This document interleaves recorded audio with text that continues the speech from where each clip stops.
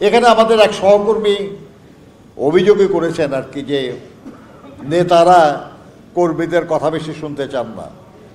আমি জানি না উনি কাদেরকে মিন করেছেন, কারণ যিনি বলেছেন উনি নিজেও নেতা একজন।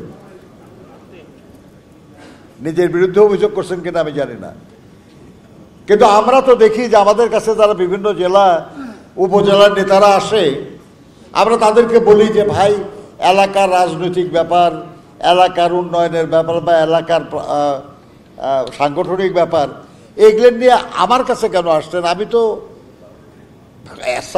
আমি স্ট্যান্ডিং কমিটির মেম্বার হিসেবে তো আমি কোনো বিশেষ এলাকার রাজনীতির ব্যাপারটা দেখি না। তারা বলে যে আমাদের নেতাদের কাছে গেলে কথাই কইতে পারি না, শুনতেই চায় না, আর শুনলেও সেই অনুযায়ী কোনো কাজ করে না। তাহলে অভিযোগটা আসলে কার বিরুদ্ধে?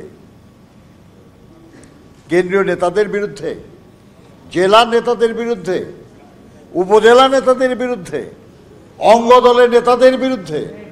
কার বিরুদ্ধে অভিযোগ? আমি বলি সম্ভবত আমাদের সবার বিরুদ্ধে। তাহলে আমাদের সবারই সংশোধিত হওয়া দরকার। সানবিট সব দিবে সামাল। সানবিট ম্যাজিক প্রেস ডিশওয়াশিং এর মাথা ঘোরানো সলিউশন। যেন আমরা সবাই আমাদের কর্মীদের আকাঙ্ক্ষা আমরা পূরণ করার চেষ্টা করতে পারি।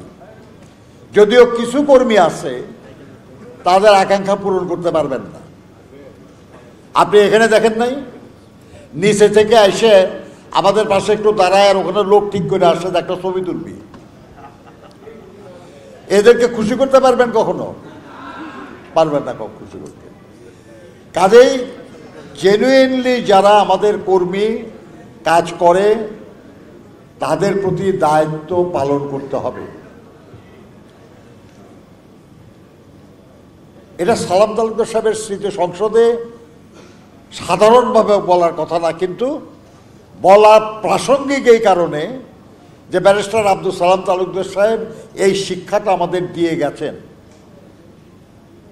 উনি যখন মন্ত্রী, তার মন্ত্রীর বাসায় তার যে নিজের বসার চেম্বার, এই চেম্বারের সামনে কয়েকটা চেয়ার ছিল।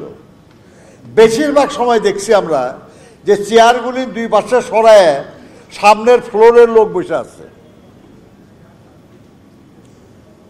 উনি সবার সঙ্গে কথা বলতেছেন। সব মন্ত্রীর বাড়িতে এটা দেখা যায় না, সালাম তালুকদার বাড়িতে দেখা গেছে। অতএব আমাদের সালাম তালুকদার সাহেবের এই মৃত্যুবার্ষিকীতে নেতা এবং কর্মীর সম্পর্ক নিয়ে আলোচনা করা প্রাসঙ্গিক, সেজন্যই আমি এটা বললাম।